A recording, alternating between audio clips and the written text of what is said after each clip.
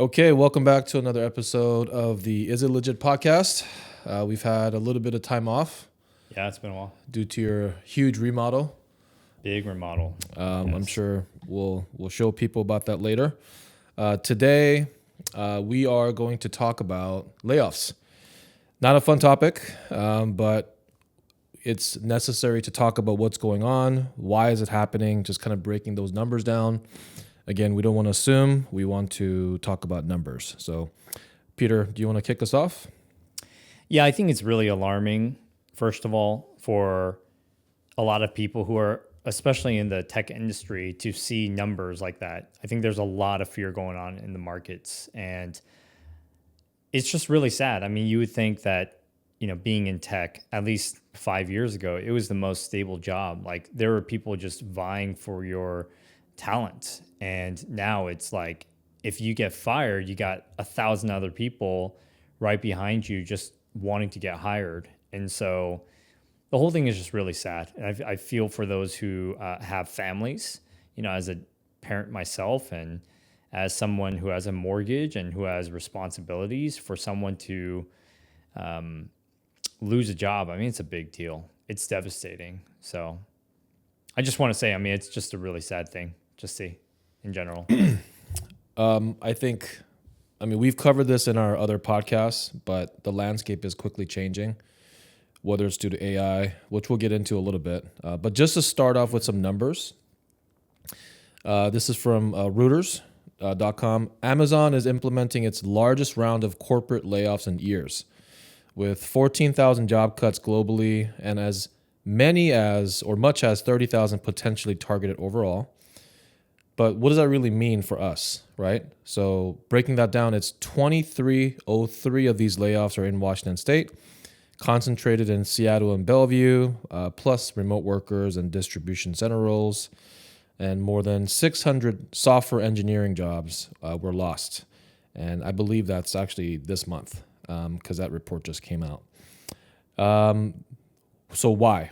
What's the company line when it comes to the reason for the cuts? Well, it's attributed to AI-driven efficiency and restructuring. Basically saying they want to put more money into AI data centers, which I think will be actually an opportunity, which we can talk about later. But what are your thoughts on the Amazon layoffs here? Yeah, and Amazon is just one of the many tech companies that are doing layoffs. Microsoft just announced another, big layoff. I believe I heard different numbers, but let's just call it, one of the sources said 7,000. There's a lot of layoffs, and Amazon is just a very large company, and their number was a lot more shocking, right? We've been talking about AI taking over our jobs for a long time, wouldn't you say? Like, that's been a huge theme of ours, and yeah, we're kind of boots on the ground because we're in such a tech heavy. For people who don't live in Washington, we're in such a tech heavy location that we are seeing it a lot more. I'm hearing about people that we know, a lot of people that we know who have already lost their jobs, and we knew that AI was very powerful. We knew that it would shake up the industry. And I think what we're seeing is what we have expected for a very long time, that there's a lot of jobs that can be done more efficiently without a very expensive person. Even if you were to say the person can do it more efficiently or better, at the end of the day, AI is virtually, the cost of running AI is virtually free, right? It's like I don't know what it costs, to manage the AI, but it's just so much cheaper to use AI than to use an employee. And that is the largest expense for a corporation. So if you really want to pad the books, like if you really want to reduce your expenses to, look a lot more profitable, take out the people. And we do focus on the tech sector a lot because that is a big driving force. In fact, I read a statistic that said over 75% of Washington payroll taxes are from tech companies. That's a pretty big chunk. We have not only those job cuts in tech, but there's also governmental, right? Doge, remember Doge? Yeah. There's also public sector, so more public sector, some healthcare. In fact, we were just talking about this a couple of days ago. So my wife and we have a lot of friends in healthcare, Optum specifically, which is owned by United Healthcare, like the big boys. Yeah, huge. conglomerate. And apparently, like how do you hear about these things, right? It's whisperings or rumors or some note or notice that it was sent by an email by management, and there's whispers on the internet. But basically, even Optum is potentially thinking about cutting providers. So providers, Explain that. nurse practitioners like my wife, doctors like our friend Jonathan and Eddie and those kinds of people. Yeah. And that is pretty serious. And it's they're saying it's due to lack of revenue. In fact, I just learned this last night. All Optum clinics were shut down in California because they weren't profitable. And I mean, I didn't even know that until my wife told me. And anyway, so I don't know what will happen. Maybe we'll be on food stamps soon, but it's a serious thing right now. It's really interesting because the thing is, I think a lot of hospitals aren't managed very well. I think it's a very well known thing. I mean, this is why we're usually understaffed, and this is why a lot of hospitals aren't like if you want to get checked. For example, I joined in with Kaiser recently, and I want to get checked. It was like 3 months out, and I barely got that appointment. And so hospitals, I mean, they kind of. It sucks because we want everyone to have healthcare. We want everyone to be cared for, especially when they're paying insurance and a lot of money for insurance. Yet it's like they're way overwhelmed with too many patients, too many needs, with not enough support financially and with staff. And I mean, it's a very well known thing. I know a lot of providers. I know a lot of people who are in the medical industry, and it's just a mess. And so, how do you keep them open? How do we keep, this is like saving people's lives, like helping people with their quality of life significantly, especially if they have more chronic diseases, right? Which is most of America. And so how is AI like, if I were the owner of a medical conglomerate, right? It's like and AI can do a lot of these jobs or optimize. I would. Can you blame them for optimizing using AI because they have to save money somewhere, or else the thing's just going to shut down, and that's probably the worst case scenario. So, and just as the last comment, it just sucks for providers, like people who took out tons of loans to get to be a provider and then to be laid off. Like, where the heck did the job security go? Just to maybe kind of put a bow on this on the national side, just so we have some contrast. So a lot of it's really government, right? Retail, technology, some healthcare, some telecommunications. I mean, if you think about it, those are all industries that can be affected by AI, both positive and negative. And according to tradingeconomics.com, this marks the fifth largest national wave of layoffs in 36 years.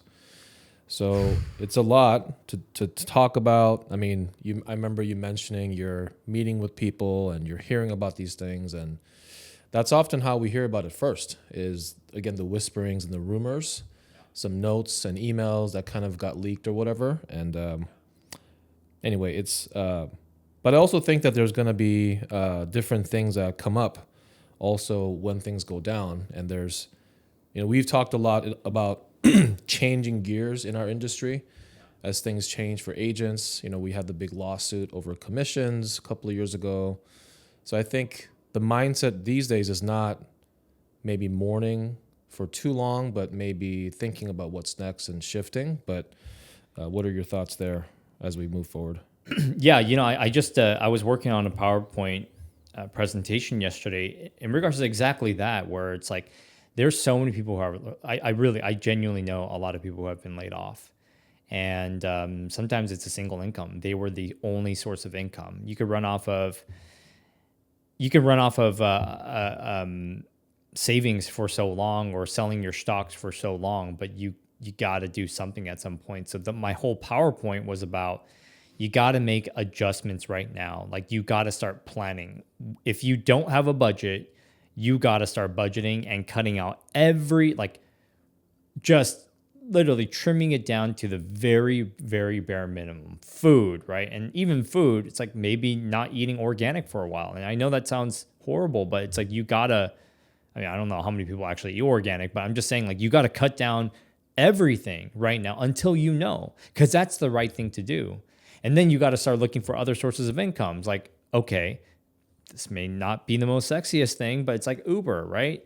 You kind of got to do Uber, or you got to, power wash people's driveways. I mean, if it was me and I really was in a pinch, I would honestly just go knock on doors and power wash people's driveways.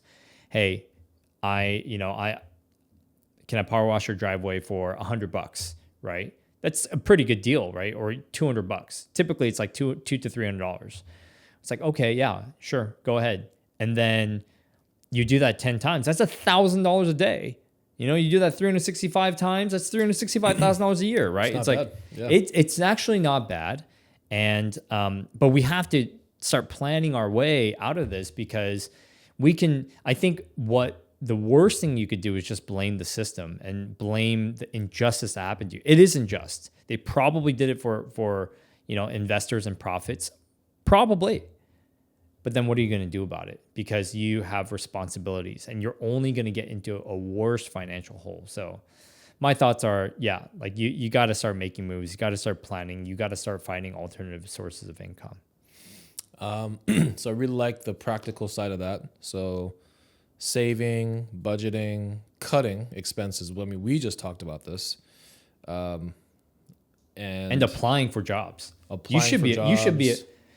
It should be regimented, because you might have to put in 1,000 applications before you get one. It's just what it is. Learning, maybe getting a certificate in AI, maybe, doing something to kind of widen your net, so to speak. Like, what can you do to hustle as a side job? I mean, we can sell stuff on Facebook Marketplace. In fact, we have somebody who literally created a business off of that we may be partnering up with. She was a tech worker. She was a tech worker, yeah. And I think what's really cool about today's society, about Craigslist, Marketplace, is that you can create opportunities. You can even flip items. Like, that's the whole Gary Vee thing, right? Like, if you know something really well, like for me, it's cars. I know a great deal when I see one. I have friends who flip cars. If that's too crazy, maybe it's clothes. Maybe it's Pokemon, cards or whatever it is. Do you have any other practical tips for people to start digging into, if this is, going to affect them or has already affected them? I just think people should have deadlines for themselves. So, for example, it's like, okay, especially if you have a family, like if you have a wife, and man, if you have kids, you definitely got to have a deadline. Like, if I don't get, I had a history. I had a personal history. Let's just say I had a personal history, and I've seen things. Browser history? No, okay. But I've personally seen, I guess,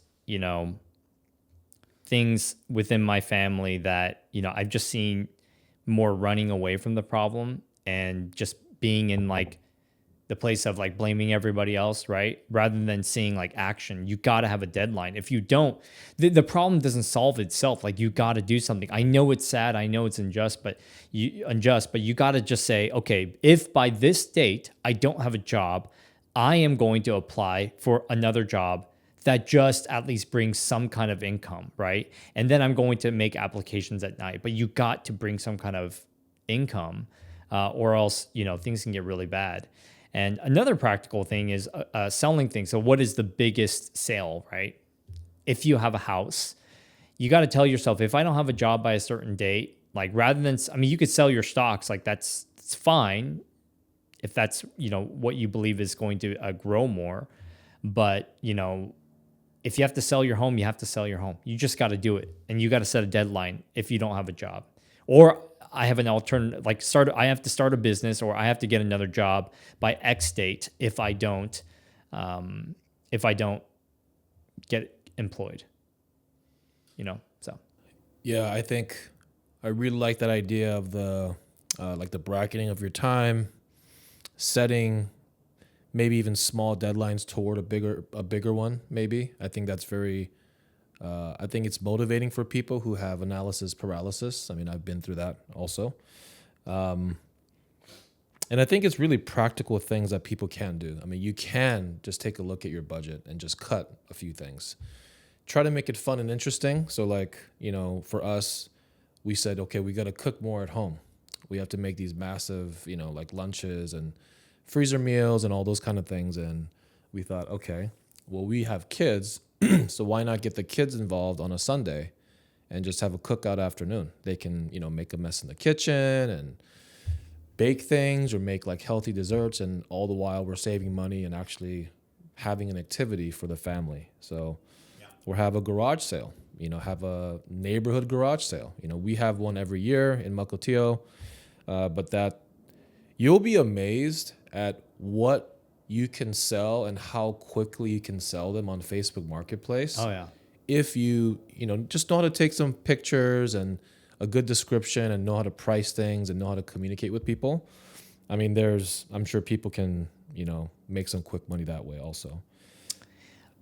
I just want to say one thing. It's like, that's a great way to adjust. And you can make a good amount. And honestly, we have so many things that we don't actually need. That's the reality of it. Like we are in a consumer society, and we have bought way too many things. As I've done a full on remodel, I realized how much stuff that I have that I didn't actually need. Now, one story that I watched a video about a guy who, what's going on with the government shutdown. This really sucks. We have a lot of people who are not getting paychecks. They have families, they have mortgages, they have like kids to feed, but they're not getting paychecks. Air traffic controllers, for example, right? But there was this one, I believe he was an air traffic controller who he was running a hot dog stand. Like you just see him running a hot dog stand, and he's like selling hot dogs. He just probably went to Costco or somewhere like that, bought hot dogs for, I don't know, $1 a piece and selling them for $5 a piece. It's making money. It's doing something, but he doesn't know, like it can be open tomorrow, but he needs money now, and he made the adjustment. So just as an encouragement, like, rather than running away from the problem, like if you're running away into like Xbox and whatnot, throw that away, sell it, get rid of it, because you don't want to run away from the problem. You want to tackle it right away. Yeah, nothing is forever, right? If you sell a car, an extra car, or clothes or toys or games, sure. It's gone for the moment, but it means that you get to live another day and maybe come back even stronger. And I think we think about this more because we have businesses and there's no safety net. Like we don't have retirement. We do have what we made on our own, but there's no safety net. And I think that forces us to always think about what is next, what's an opportunity. I made that comment to you yesterday about, if I had to quit real estate right now, I would become an electrician. Because of data centers, right? So they're going to be building all these data centers, and there's a huge backlog of energy infrastructure, data infrastructure, right? Because a data center is needed for AI, and it's computers and computers and computers.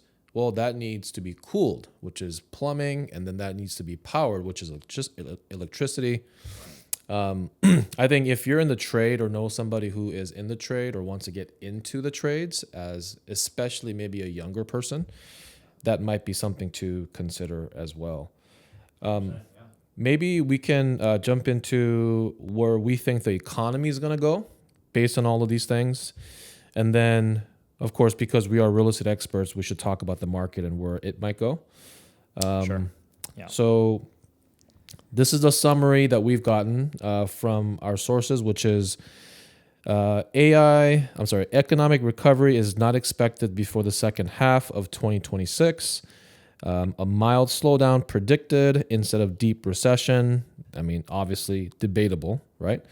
The U.S. employment rate could peak near about 5% and then ease as job growth resumes.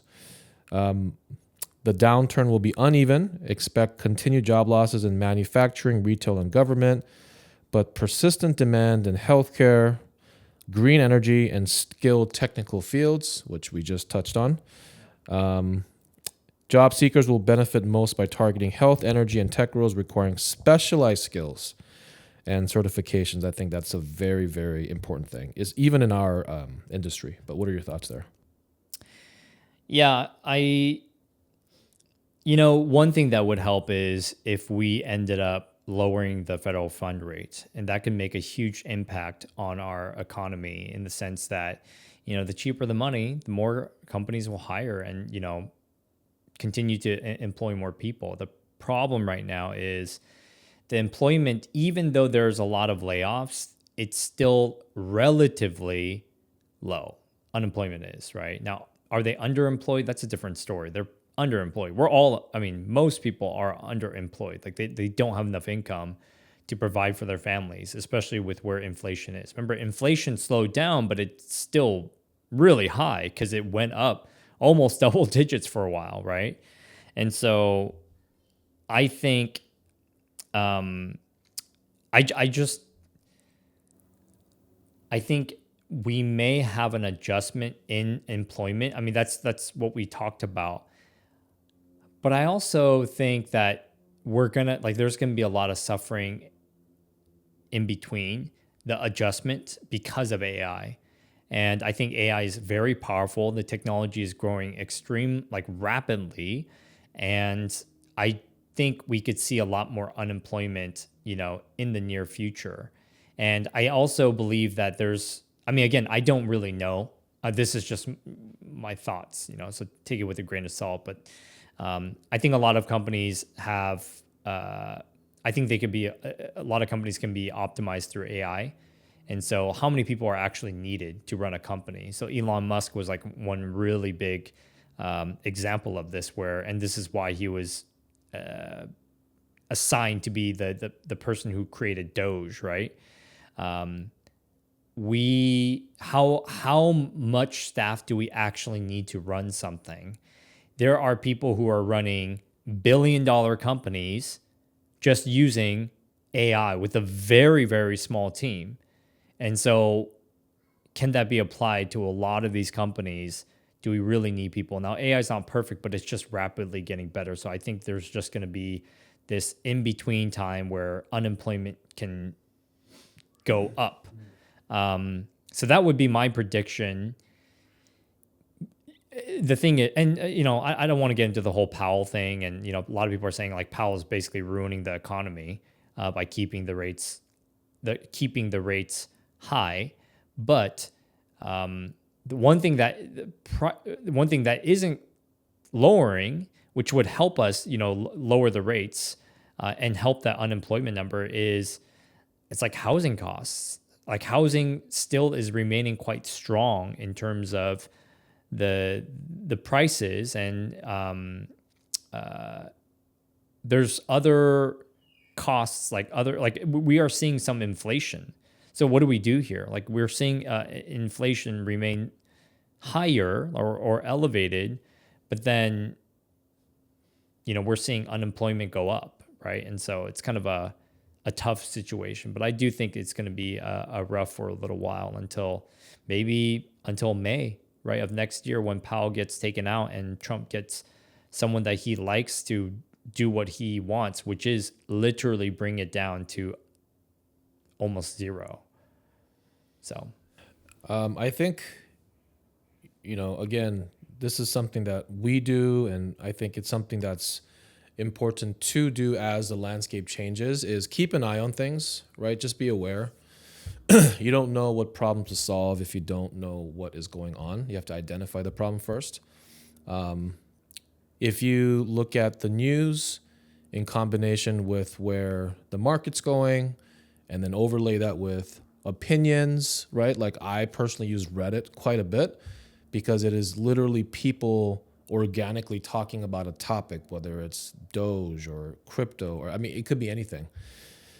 Some Amazon guy, a senior manager I saw, commented on a post regarding this layoff. and it had like 128 engagements, and people are like, typing. And so I think just being aware of where things are going would be helpful, and to say, okay, there might be a startup who doesn't have $1 billion to put into data centers, right? Maybe they need an engineer, who knows? Yeah. I'd love to go into, to kind of cap this off, I'd love to go into the real estate market side. So from what we can tell so far, a lot of caveats there, but it doesn't seem like the market will crash, right? It may basically stabilize, and there's a lot of context to be had between what happened in the last 10 years versus today. Yeah. We're seeing record levels of inventory, but that's all relative, because we had at the lowest point 2 weeks of inventory in King County, if you remember those days, to now where it's a few months of inventory, nearing a balance between sellers and buyers. We are personally negotiating a lot more, unfortunately, on the seller side and on the buyer side. We're able to get, in some cases, 6-figure discounts, for certain people.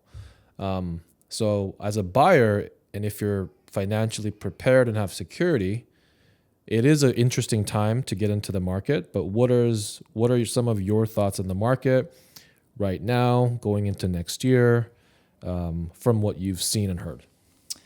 Yeah, I have some very strong thoughts because I'm so in tune with what's going on. Prices are affected by supply and demand. Very simple, right? The thing is, prices, I believe they are going to go down until the end of the year, which is actually pretty normal for every year. Just demand goes down, during the end of the year. However, we're not going to see a crash. And we really should. I mean, with inflation, with mortgage rates being high, we really should see that crash, but we're not seeing the crash because, first of all, what would cause a crash, right? So what would affect demand? If demand goes down and supply remains constant, then prices will go down, right? But the thing is, there is still demand for homes right now. The reason why demand is being affected is because people, not necessarily because people are losing their jobs. Now, I'll be honest, I believe we had some clients who had to sell because they lost their job.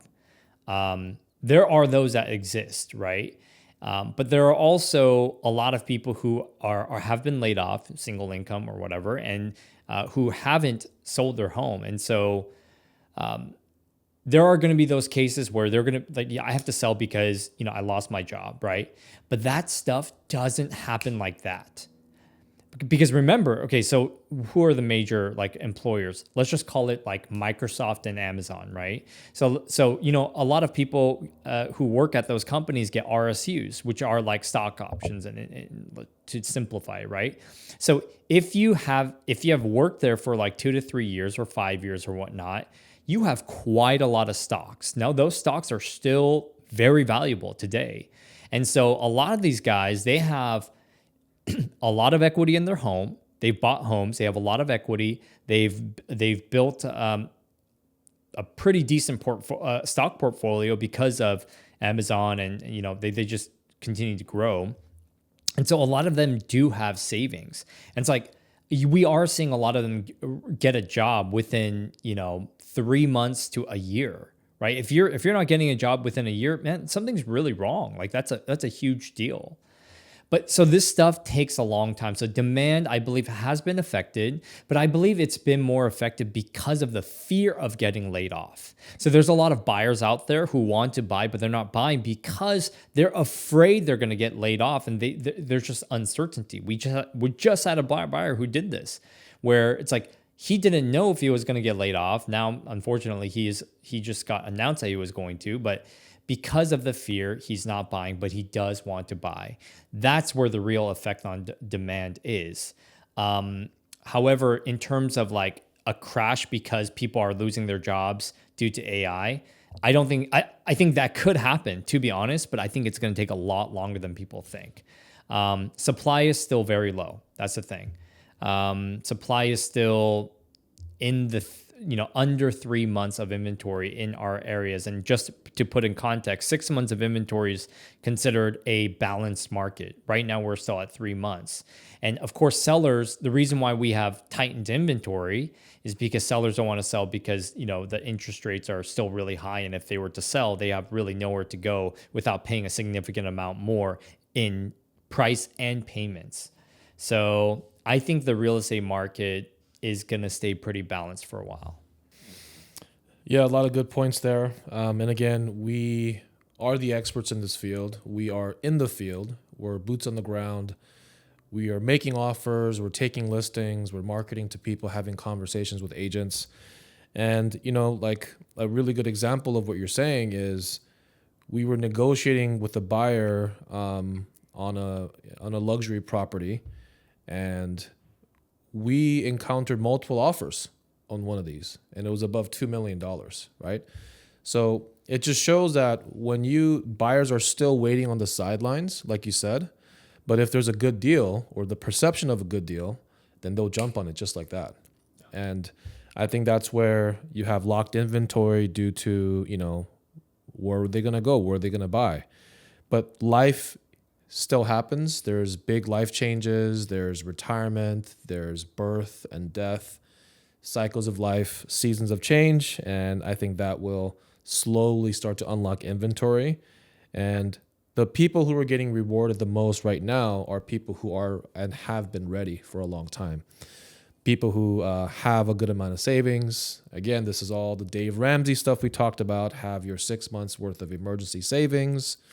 Have the nest egg to build off of, and those people are being rewarded. So, but we'll keep you guys updated. We will continue to. We're talking about this every single day, every single week, and I think that's a pretty good overview.